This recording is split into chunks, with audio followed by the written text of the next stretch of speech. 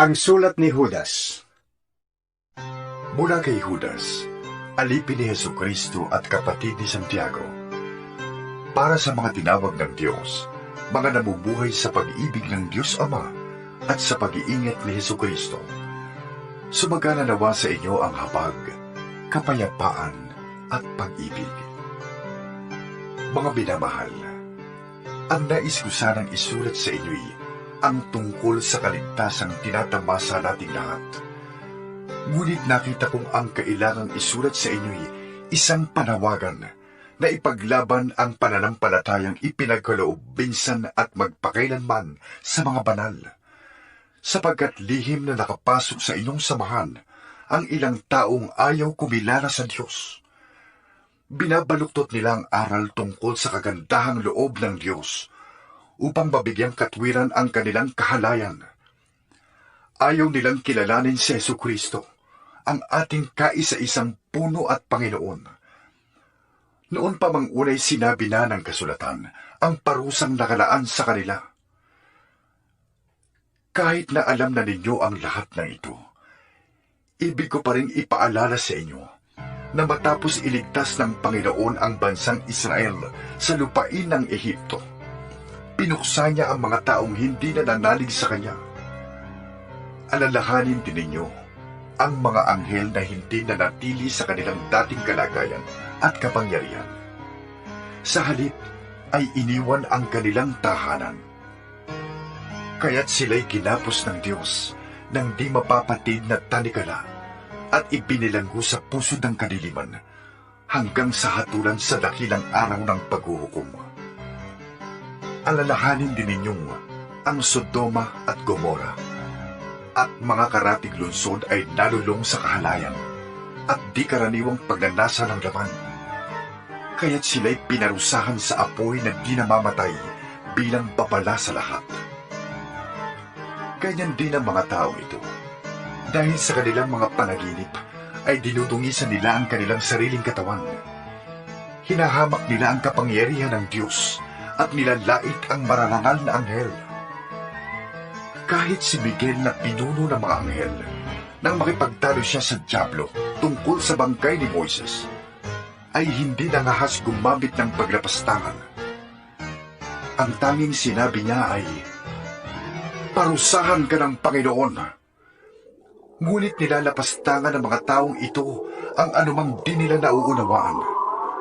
Sila ay tulad ng mga hayop na ang sinusunod lamang ay ang kanilang damdamin, kaya't sila'y napapahamak. Kahabag-habag sila. Nakakakilabot ang sasapitin nila, sapagkat sumunod sila sa halimbawa ni Cain. Tulad ni Balaam, hindi sila nag-atubiling gumawa ng mali dahil lamang sa salapi. Naghimagsik silang tulad ni Kore, kaya't sila'y namatay ding katulad niya. Napakalaking kahihiyan at kasiraang puri ang sila'y makasama ninyo sa mga salo-salong pangmagkakapatid. Wala silang iniintindi kundi ang kanilang sarili. Para silang mga ulap na tinatagay ng hangin at di nagdadala ng ulan. Mga punong kahoy na di namumunga kahit sa kapanahunan. Nabunot pati ugat at talagang patay na. Sila'y mga alon sa dagat na ang bula ay ang kanilang mga gawang kahiyahiya. Mga ligaw na tala na nakalaan sa kadiliman magpakailanman.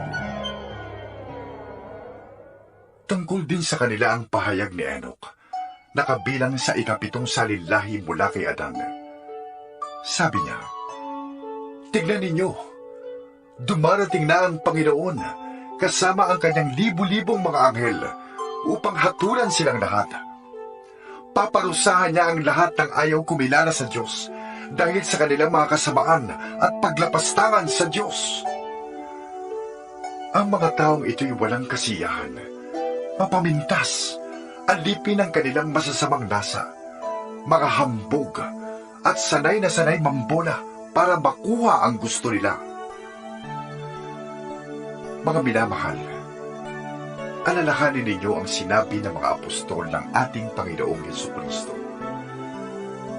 Noon pa'y sinabi na nila sa inyo, "Sa huling panahon, May lilitaw na mga taong mapanlait at alipin ng masasamang lasa ng laman.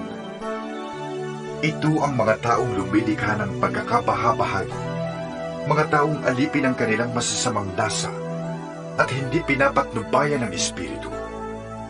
Ngunit magpakatatag kayo, mga minamahal, sa inyong napakabanal na pananampalataya. Manalangin kayo sa tulong ng Espiritu Santo. Manatili kayo sa pag-ibig ng Diyos habang naghihintay kayo sa ating Panginoong Hesukristo, na dahil sa kanyang pagkahabag ay magkakaloob sa inyo ng buhay na walang hanggan.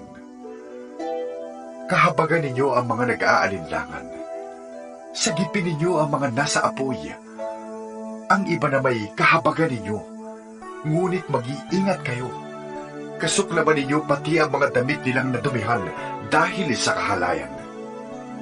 Sa Kanya na makakapag-ingat sa inyo upang hindi kayo magkasala at makakapagharap sa inyo ng walang kapintasan at may malaking kagalakan sa Kanyang kaluwalhatian. Sa iisang Diyos na ating tagapagligtas, sa pamamagitan ni Jesucristong Panginoon natin, sa Kanya ang kapurihan, karangalan, kadakilaan at kapangyarihan, mula pa noong una, ngayon, at magpakailanman. Amen.